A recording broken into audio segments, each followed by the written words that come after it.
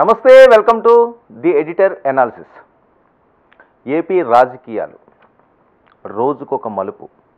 ఎవరు గెలుస్తారు, ఎవరు ఓడిపోతారు, విస్తృత ప్రచారాలు, ఎట్టి పరిస్థితుల్లో ఉన్న గెలవాలన్న తపన, ఓటరు నాడి పసికట్టడానికి పడరాని పాటలు, డబ్బు కూడా మంచినీళ్ళ ఖర్చు పెట్టారు. కోట్ల రూపాయలు ఖర్చు అయ్యింది. జగన్మోహన్ రెడ్డి గారు ఈసారి అధికారం చేపట్టకపోతే చాలా ఇబ్బంది పడే పరిస్థితి. కసితో ఉన్నారు పొత్తు పార్టీలు. ఇప్పటికే సవాళ్ళు విసిరారు. రెడ్ బుక్కులు రాసి ఉంచేమన్నారు, పేర్లు కూడా మెన్షన్ చేసి ఉంచేమన్నారు. మేము అధికారంలోకి వస్తే మేము అంత చూస్తామని.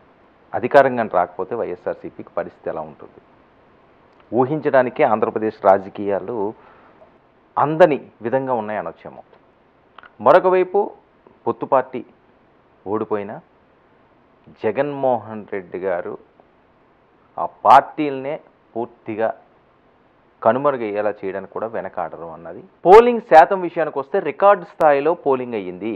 గత ఎన్నికలతో పోలిస్తే మంచి పోలింగ్ శాతం ఈసారి నమోదవడం జరిగింది. ముఖ్యంగా జనసేన పోటీ చేస్తున్న 21 స్థానాల్లో పోలింగ్ శాతం ఏ రకంగా ఉంది వివరంగా తెలుసుకునే ప్రయత్నం చేద్దాం. అంతేకాకుండా అక్కడ గెలుపోవటంలో కూడా ఒకసారి పరిశీలిద్దాం. భీమవరం విషయానికి వస్తే గ్రంథి శ్రీనివాస్, పవన్ కళ్యాణ్ గారు ఇద్దరు పేర్లు ఎక్కువగా ప్రస్తావిస్తుంటారు. ఒకటి ద్వారంపూడి చంద్రశేఖరు, రెండు గ్రంథి శ్రీనివాసు. వాళ్ళు పేరు ఎత్తితే చాలు ఆయనకి మంట వచ్చేస్తుంది. ఫుల్గా లెఫ్ట్ అండ్ రైట్ ఇచ్చేస్తారు. డైరెక్ట్గా పబ్లిక్ మీటింగ్లోనే అటాకులు చేస్తుంటారు. వాళ్ళు ఎంపైర్లందరినీ కూడా కూలగొడతానంటారు, బట్టలు ఇప్పించి రోడ్ల మీద పరిగెట్టిస్తామంటారు. చాలా కోపం వీళ్ళ మీద. మరి గ్రంథి శ్రీనివాస్ ఈసారి భీమవరం నుంచి మధ్యలో ఉన్నారు.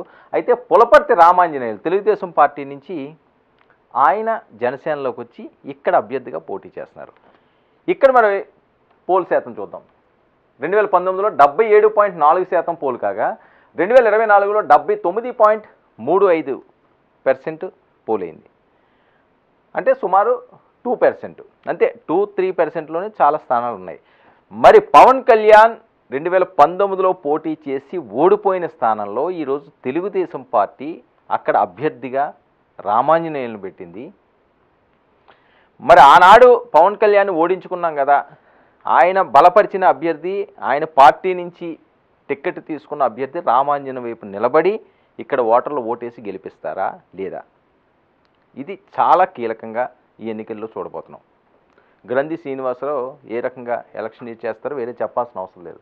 చాలా స్పీడ్ ఉంటుంది ఆయన.